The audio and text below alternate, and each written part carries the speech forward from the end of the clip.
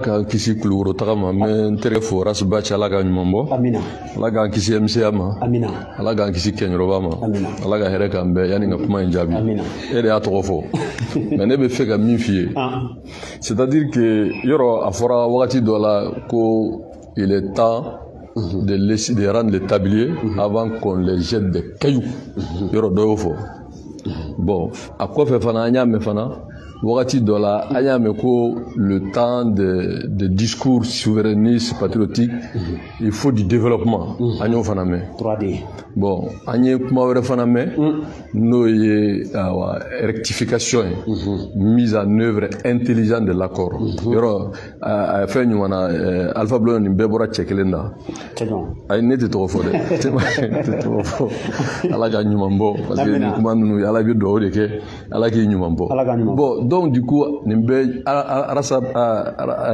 doito Alpha Blondy ko nimbe bora chekelenda bon maintenant je vais dire que comment manafo hakilima e kuma analyser de ne nono mi kandaga sonogo ka wuli ni min famwala kama on numéro 10 ni min famwala meno nono min kuma fiye quoi.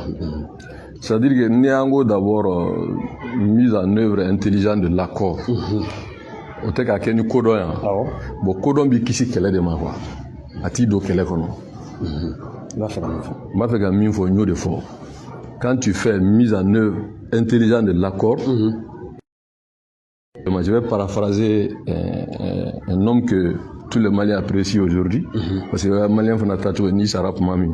Mogobiga Numando, Alaka Hina Alaka Fama, le général Amadou Toumani Touré. ATT que la meilleure des guerres, c'est celle qu'on peut éviter.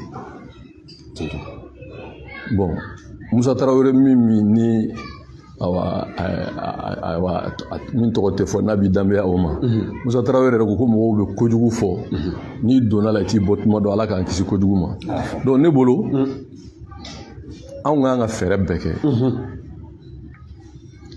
L'armée, c'est l'armée du peuple. Malien bête de l'armée. Donc l'armée est en bête. L'armée bête de la cana. Chia bête, kabla bête, tableau bête. L'armée appartient à tout le peuple du Mali. L'armée n'est pas là contre quelqu'un. L'armée est là pour le Mali, pour tout le Mali. Donc dans son nom, l'armée en armée doit on ne doit pas politiser l'armée. On ne doit pas se cacher derrière l'armée pour faire des expressions politiciennes. Sinon, l'armée, personne ne compte l'armée. L'armée, c'est nous-mêmes.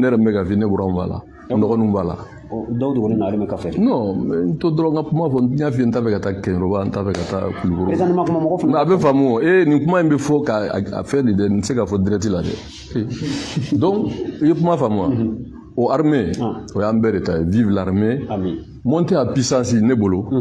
Oui, jamana lakana ka jamanadenw lakana yoro yoro no lakana na adamadenw mago bɛ fɛn min na n'a tun tɛ n'a tun bɛ n'a bɔra yen o ka sabati o kɔrɔ ye mun ye administration ka segin service de base ka segin dɔgɔtɔrɔsow ka segin kiirisow ka segin mɔgɔ ka se u ka sanni feere kɛ duguw ni ɲɔgɔn cɛ lakana ka sabati pour moi jamana mago b'o de la bi donc au baara il y a des volets min ye sɔrɔsiya baara ye an bɛ sɔrɔsiw dɛmɛ k'u dugawu kɛ Ala k'u se o baara la mais a baara tɔ minnu bɛ yen o tɛ sɔrɔsi baara ye o mais politique ye forcément parce que n bɛna fɛn dɔ de fɔ yɔrɔ job an bɛɛ ni job ni ale kun bɛ min tɔgɔ tɛ se ka fɔ an bɛɛ kun bɛ IBK nɔfɛ an bɛ ale a faamuyara o an bɛɛ kun bɛ IBK nɔfɛ a y'a faamuyara dɛ an bɛɛ kun bɛ IBK nɔfɛ ani ni job a y'a sɔrɔ a wagati la ale ye porte-parole du gouvernement kun bɛ communication de kɔnɔ o bɛ wasa kɛ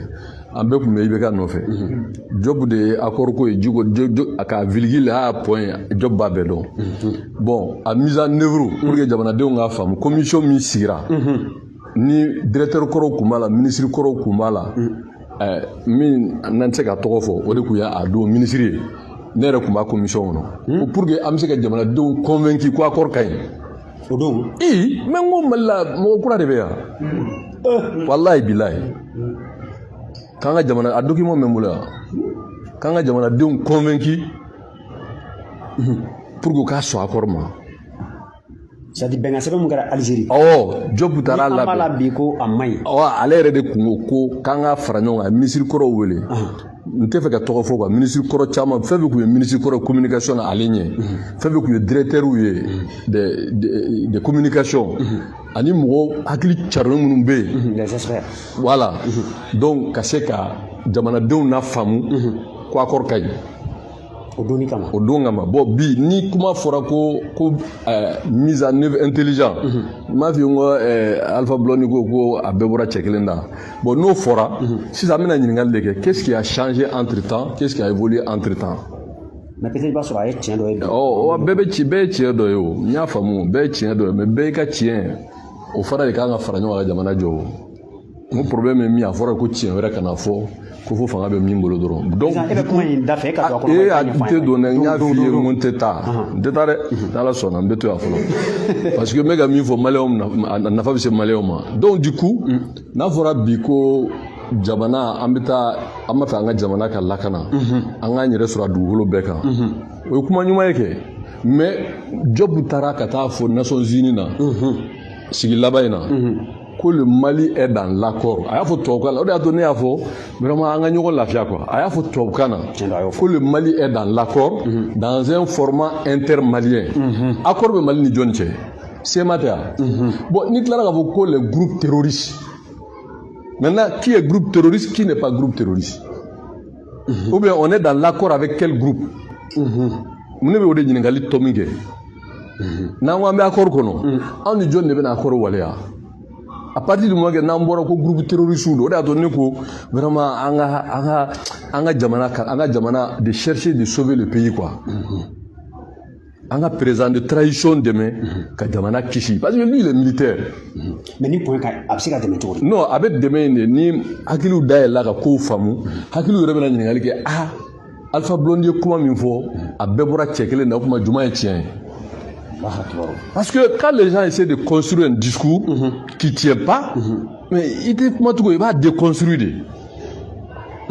Donc du coup, au accord du Bekeni Johnny, intermalien de l'accord avec qui? Puisque l'accord avec Johnny, c'est Matéa.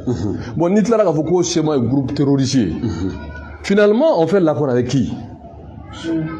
Cette question-là, elle est pertinente. C'est pour cela que moi je dérange. Moi je ne suis pas un béni de quelqu'un. Moi, je veux qu'on sauve le Mali. Aidons le président de transition à sauver le Mali. Parce que ça, c'est des questions politiques. Et pas le mot il lit, mais il ne savent pas lire entre les lignes. Bobby, ou que l'on a fait bébé au Britannique, qu'à la choumine. Founé à la ikisi, à la kankisi. Bon, nous, on cherche vraiment subtilement, mais avec l'aide de Dieu, d'une façon intelligente, pour essayer aussi, nous, parce que on est dans l'accord avec qui? Nous, on est dans l'accord d'Alger avec qui? Puisque on dit que, certains ont dit que la CEMA est égale au groupe terroriste, que moi je ne m'associe pas, jusqu'à preuve du contraire, parce que le gouvernement n'a pas dit que c'est le groupe terroriste formellement acté. Parce qu'on dit on est dans l'accord. Donc, un accord là avec qui? Avec quelle entité politique? Parce que l'accord d'Alger, accord Yodeo. O de SEMA yo. Oh bon ni an mi SEMA be accord là. O ma Johnny groupe terroriste. Parce que avant on disait SEMA ni an be accord là pour la mise en œuvre de l'accord. Quand on est venu dans le processus dit de rectification, dit mise en œuvre intelligente. Nous on va donc Kiguya be yoro marfatité. Kiguya kon be yoro. Ibika la ni sabati ka so ma se marfatima. Ba on ko kuma be femi nyana boko ma se buluguru na. Bamanan ko de bamanan bi kuma na u bunya be nyoro l'enfant de Bosofa la bamanan ko kuma be femi nyanabo o ma se bolokuru filla bon ni i ma se ka femi nyanabo ni Kiguya fi bolokuru fili ma ɲininkali ye juma ye san o bamanan fana ko n'a ma kɛlɛ ka tɛ ɲɔgɔn fanga dɔn dɛ non kɛlɛ tɛ se ka kɛ mɔgɔ ni balimacɛ o ma ko bamananya k'a bɛ sisi mais a tɛ mɛnɛ balimaya oui mais anw ni Kidalikaw ne de parents an bɛɛ ye kelen ne bɛ Kidalikaw dɔn moi je les connais très bien n'u sigira n'u ye dumuni kɛ n'u ye baro kɛ n b'u dɔn donc du coup ne bolo Mali malo b'a den bɛɛ la kɛlɛ min bɛ yen ni minnu ta ye binkani kɛlɛ ye soutenons l'armée à défendre le peuple o kɔni bɛɛ sɔnn'o ma mais maintenant kɛlɛ politique min bɛ yen an ka kuma parce que kuma ye wajibi de ye o Comment est wajibide? Non, mais il dit comment est wajibide? Il faut faire une offre de dialogue. Ni ni au comment baudela. On épargne. Et on passe à autre chose. Parce que le véritable problème du Mali, c'est un problème de développement. Tout le problème est autour du développement. Parce que ni une historique pour que vidéo canadienne. Mais en 63, on a parlé de révolte avec Moussa Mourou Keïta. On a maté. Est-ce qu'il y aura Mingera Antisoga. Moussa Traoré Nana, il a ramené la chose à Mutuga Mina. Féodalité Mbeka, Bessiga Nola. Depuis Nazara Mana, on a fait presque 20 ans. Mangamawili. Tuma mina ni Francis Willa Moussa Nofe, ou Yeko Yuba. Accordé Tamanara Sedkera, Moussa Bina. Bon, Alpha Nunumba Famouchou Mouyakete, nous, plan de la paix avec Pacte National. Bon, au Bella, Antlaratu Manado, Atete Fran Nagela Soro, au Mangakele Willa, au Mangakele Wille, faut Atete Fangafilla. On était dans l'accord de Ouaga. Accord de Ouaga application fait Atete Ibeka Bolo. Ibeka a dit paix à son âme qui ne négocie pas avec des fusils sur les trams. Accord de Ouaga, tu viens de ramener Moussi, avec tu voulais mis signé Adam Nenaka Djongou mais à Bizan Nevrou Kalfara Ate Ibeka de là. Ibeka de Goko lui négocie pas avec des hommes en armes. Allez latin y grec il faut alaka ya fama. Bon allez Moussa Mara Blakata. Bon mi mora lambeaye. Bon ambi do de kay sala kana ni ben basige parce que ambe mal fait o ambe rebe mal fait wa ambe rebe lafia fait et moi je suis pour un Mali indivisible wa bebi yere la be balien be mo cité minti yere la maintenant munu ya fam tuga wora la min tenier anam se ga min convaincu ka sur marfatita la ngo convaincu ka bo ala ça réduit le front maintenant